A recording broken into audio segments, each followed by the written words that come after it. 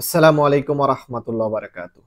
প্রিয় প্রবাসী ভাইয়েরা, আশা করি আপনারা প্রত্যেকে ভালো আছেন। এই মুহূর্তে যারা বাংলাদেশ থেকে বা সৌদি আরব থেকে আজকের ভিডিওটি দেখতেছেন, অবশ্যই ভিডিওটিকে সম্পূর্ণ দেখবেন। না, আজকের ভিডিওতে আপনাদেরকে কোনো তথ্য দিব না। আজকের ভিডিওতে জাস্ট কিছু কথা বলবো, যে কথাগুলো আমার মনে হলো যে আপনাদের সাথে শেয়ার করা প্রয়োজন। আমি কিন্তু ভিডিওগুলোতে আমার যে সকল ভিডিও আপলোড করি ইউটিউব চ্যানেলে, বেশিরভাগ ক্ষেত্রেই কিন্তু যারা নতুন করে সৌদি আরবে আসতে চায় তাদেরকে সচেতন করার জন্য কিন্তু বিভিন্ন কথা বলে থাকি। আর এই সচেতনমূলক কথার ফাঁকেও কিন্তু অনেকেই অনেক ধরনের কমেন্টস করে যে, ভাই আপনারা সৌদি আরবে ভালো আছেন, ইনকাম করতেছেন, তাহলে আমাদেরকে কেন সৌদি আরবে যেতে নিষেধ করেন? আসলে আমরা কিন্তু কাউকে সৌদি আরবে আসতে নিষেধ করি না। আমি জাস্ট আমার ভিডিওগুলোতে বলার চেষ্টা করি যে, যে যেভাবে আসেন না কেন, যে মাধ্যমে আসেন না কেন, একটু সচেতন হয়ে যাচাই বাছাই করে আসার কথা বলে থাকি। আমরা কিন্তু যারা সৌদি আরবে আছি তারা বর্তমান সৌদি আরবের পরিস্থিতি সম্পর্কে জানি, বা বর্তমানে সৌদি আরবে কিরকম কাজ আছে বা কাদের আসা প্রয়োজন, কারা ভালো আছে, এই তথ্যগুলো কিন্তু আমাদের কাছে আছে। আর যার কারণে আমরা প্রতিনিয়ত যারা নতুন আসবে তাদেরকে সতর্ক করে থাকি। আর এই নতুনরা কিন্তু আমাদেরকেই খোঁচা মেরে কথা বলে যে, ভাই আপনি সৌদি আরবে আছেন, হাজার হাজার টাকা কামাই করতেছেন, মনে হচ্ছে সৌদি আরবের সকল টাকা আপনিই ইনকাম করবেন। এরকমও কথা কিন্তু আমাদেরকে বলে থাকে। আসলে প্রবাস জীবনটা কতটা কষ্টের আমরা যারা প্রবাসে আছি একমাত্র তারাই কিন্তু জানি। আবেগ দিয়ে কিন্তু ভাই প্রবাস চলে না। আমরা অনেকেই বাংলাদেশ থেকে আবেগের বশে কিন্তু সৌদি আরবে চলে আসি, বা বিশ্বের বিভিন্ন দেশে কিন্তু আবেগের বশেই কিন্তু যাই। আবেগ কেন কথাটা বললাম, বিষয়টা একটু একটু আপনাদের সাথে শেয়ার করি। আমরা বাংলাদেশে যখন থাকি তখন কিন্তু আমরা বলি যে বিদেশে গেলে হয়তোবা টাকা উঠতেছে, শুধু ধরবো। শুধু ধরবো, আমি সব ধরনের কাজ করতে পারবো, রাস্তা ঝাড়ু দিতে পারবো, হাম্মাম পরিষ্কার করতে পারবো, আমি মাটি কাটতে পারবো, আমি বস্তা টানতে পারবো, আমি যেকোনো রেস্টুরেন্টে কাজ করতে পারবো, হোটেলে কাজ করতে পারবো, আমি আবাসিক হোটেলে কাজ করতে পারবো, আমি বাইক চালাতে পারি, ফুড ডেলিভারি কাজ করব। তো নানা ধরনের স্বপ্ন নিয়েই কিন্তু আমরা প্রবাসী আছি। কিন্তু বেশিরভাগ বাংলাদেশী প্রবাসীরাই কিন্তু বড় হওয়ার জন্য প্রবাসে আসে না। একটা জিনিস খেয়াল করে দেখবেন, আমার কথার সাথে মিলাবেন। অন্যান্য যে সকল দেশের প্রবাসীরা আছে, যেমন ইন্ডিয়ার কেরালা প্রদেশ যদি আমি বলি, এরা কিন্তু ওই দেশ থেকে যখন আসে সৌদি আরবে তখন কিন্তু নিয়ত করেই আসে যে আমি বিজনেস করব। তারা ওই দেশ থেকে টাকা পয়সা নিয়েই কিন্তু এই দেশে আসে বিজনেস করার জন্য। কিন্তু আমরা বাংলাদেশীরা, আমরা বাঙালিরা কি নিয়ত করে আসি জানেন? আমরা বাঙালিরা নিয়ত করে আসি সৌদি আরবে এসে রাস্তা ঝাড়ু দেওয়ার কাজ করব। অর্থাৎ পয় পরিষ্কারের কাজ আমরা করব। এটা কিন্তু আমরা নিয়ত করেই আসি। কেউ কিন্তু আমরা নিয়ত করি না যে আমি বড় একটা পজিশনে বড় একটা বিজনেস দাঁড় করাবো, বড় একটা পজিশনের বড় একটা মদির হব, এই চিন্তা করে কিন্তু আমরা আসি না। আর আমরা বেশিরভাগ প্রবাসীরাই কিন্তু কাজ না শিখেই চলে আসি। আর অন্যান্য দেশের প্রবাসীদেরকে আমি দেখেছি তারা কাজ শিখে তো আসে, আর বেশিরভাগ প্রবাসীরাই এই দেশে আসার পরই ভালো ভালো পজিশনে তাদের বিজনেস দাঁড় করায়। অথচ আমরা কি করি? আমরা আবেগের বশে রাস্তা ঝাড়ু দিব, হাম্মাম পরিষ্কার করব, হসপিটাল ক্লিনিং এর কাজে আসি, আমরা মসজিদ মাদ্রাসা ক্লিনিং এর কাজে আসি। এই ধরনের কাজে কিন্তু আমরা বেশিরভাগ ক্ষেত্রে আসি। আর আমরা কিন্তু এই ধরনের কাজে আসার পরে আমরাই কিন্তু সবচেয়ে বেশি প্রতারণার শিকার হই।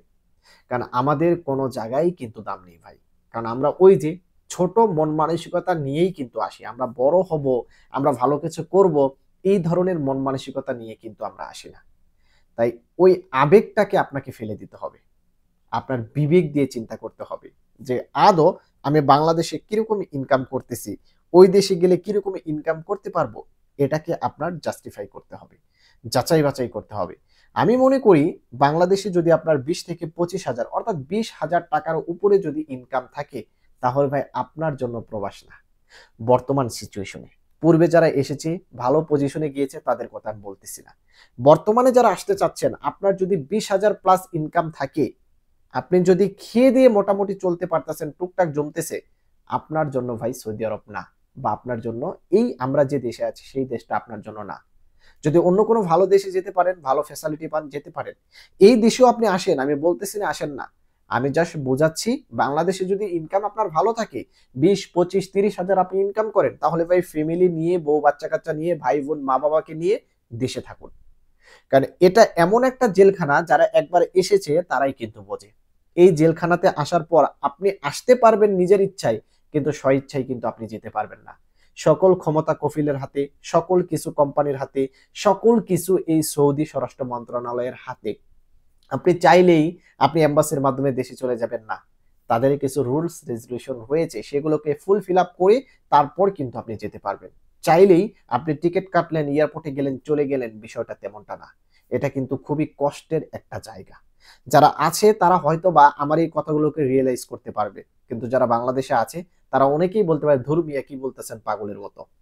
কিন্তু ভাই, এই কথাগুলো বলার একমাত্র কারণ হচ্ছে এক প্রবাসী ভাই যে নতুন আসবে হয়তোবা, সে আমাকে এমন একটি কমেন্টস করেছে যে ভাই, আপনি ইনকাম করতেছেন সৌদি আরবে থেকে আর আমাদেরকে যেতে নিষেধ করতেছেন।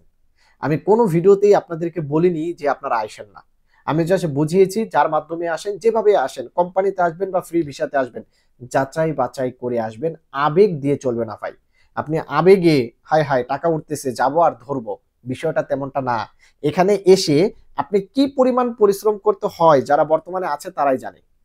আপনি যদি এই সৌদি আরবে আসার পর যে পরিমাণ পরিশ্রম করতেছেন, এটার যদি 20% পরিশ্রম আপনি বাংলাদেশে করেন, তাহলে এই টাকাটা আপনি ইনকাম করতে পারবেন। আমরা বর্তমানে প্রবাসে যে পরিমাণ পরিশ্রম করতেছি, তার 20 থেকে 30% পরিশ্রম যদি বাংলাদেশে করতাম, তাহলে কিন্তু আমরা এর চাইতে বেশি ইনকাম করতে পারতাম। কিন্তু আমরা ওটা করিনি। আমরা বাংলাদেশে থাকতে কি করেছি, নিজের দেশ ভং ভাং করে চলেছি, যেমনি খুশি এমনি চলেছি, যা ইনকাম করেছি সব উড়িয়ে দিয়েছি। কিন্তু এই দেশে আসার পর যখন নিজে ইনকাম করতেছি, তখন কিন্তু বুঝতে পারতেছি যে প্রত্যেকটা টাকার, প্রত্যেকটা রিয়ালের মূল্য কত। আমরা কিন্তু প্রত্যেকটা টাকা, প্রত্যেকটা রিয়াল আমরা ভাঙার আগে সেগুলোকে কিন্তু বাংলা টাকায় কনভার্ট করে তারপর কিন্তু ভাঙার চেষ্টা করি। তাহলে বুঝে নেন যে দেশে থাকতে আপনি কি করেছেন আর এই দেশে আসে আপনাকে কি করতে হচ্ছে। আর এই দেশে এসে যে কাজগুলো আপনি করতেছেন, এটা যদি দেশে করতেন, তাহলে আপনি কি পরিমাণ ইনকাম করতে পারতেন, এটা কিন্তু আপনি কল্পনাও করতে পারতেছেন না। কিন্তু আমরা দেশের মাটিতে করতে চাই না। বিদেশে যাব, বিদেশে গিয়ে তারপর কাজ করব। এই চিন্তাগুলো ভাই আমাদের মাথা থেকে বাদ দিতে হবে। আসলে আবেগ দিয়ে আসার পর আপনি যখন বিবেককে প্রশ্ন করবেন, তখনই কিন্তু বিপদে পড়ে যাবেন। যদি আবেগ নিয়ে আসেন, সেই আবেগটা কতক্ষণ ধরে রাখতে পারবেন সেটা কিন্তু চিন্তার বিষয়। ভাই, এই কথাগুলো বলার একমাত্র কারণই হচ্ছে, এটা হচ্ছে 2024 সালের ঠিক মাঝামাঝি সময়। 2024 সালের বর্তমানে পরিস্থিতি সম্পর্কে একমাত্র আমরাই কিন্তু জানি। বর্তমানে কাজের কি পরিমাণ অভাব। আপনি যদি একবার একবার বুঝতে পারতেন যে কত প্রবাসী সৌদি আরবে বেকার আছে, না খেয়ে আছে, দেশ থেকে টাকা এনে খাচ্ছে, এটা যদি একবার আপনি বুঝতে পারতেন, তাহলে কখনোই ভাই সৌদি আরবে আসার চিন্তা ভাবনা করতেন না। তারপরও আমি যেটা মনে করি, যারা আসতে চাচ্ছেন কোনো প্রবলেম নেই, আসুন, হাতের কোনো কাজ শিখে আসুন, ভালো কোনো মাধ্যমে আসুন, ভালো কোনো সরাসরি কোম্পানিতে আসার চেষ্টা করেন, বা পরিচিত কারো মাধ্যমে আসার চেষ্টা করেন যে আপনাকে ভালো একটি কাজে ধরিয়ে দিতে পারবে। আপনি যদি বিদেশে আসার পর হোঁচট খান, সে যেন টেনে তুলতে পারে এরকম কোনো মাধ্যমে আসার চেষ্টা করবেন। নরমাল কোনো মাধ্যমে দালাল ধরে এজেন্সির মাধ্যমে আসার চেষ্টা করলে বেশিরভাগ ক্ষেত্রেই কিন্তু এরা বিপদে পড়তেছে।